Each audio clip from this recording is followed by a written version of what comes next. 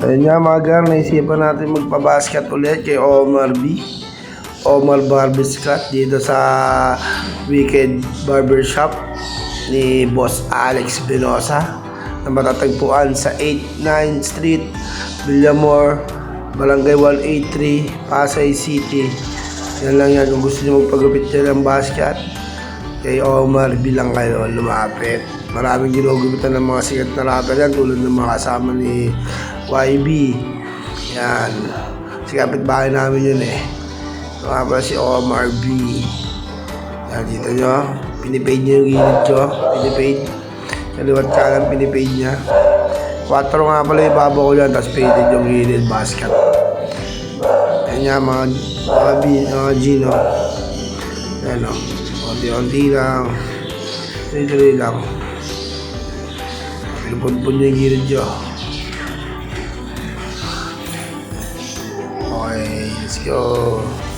At yung mapapansin nyo sa bandang likod ko ay may mga Wicked apparel clothing dyan. Hoodies, t-shirt. Dyan yung makikita yan sa Wicked Barbershop sa 89th Street, Villamor, Pasay City.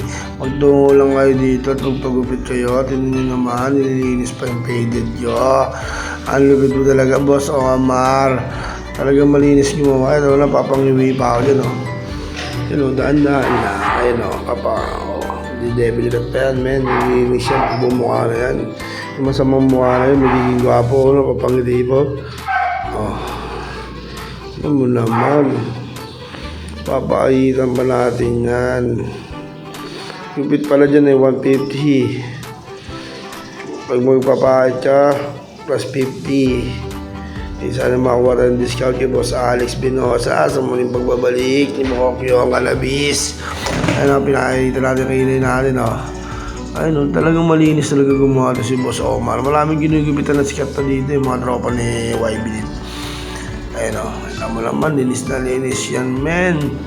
Talagang galamig pa dyan, aircon talaga. Di ka binugaan pa yung ulo ko para wala mga buko-buko. Ang lupit mo talaga, Omar. Yung masamang mukha ay pinagwapo mo talaga.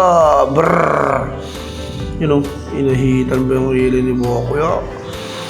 Yun talaga. Geng, geto. Ang lupit mo, Bokyo. Tigas ng mukha mo. Pinagwapo mo, Omar. Kaya kung gusto nyo magpagupit, magtungo lang ka dito sa 89th Street. At tayo magpapaalam na. Sige na. Maraming salamat sa panonood.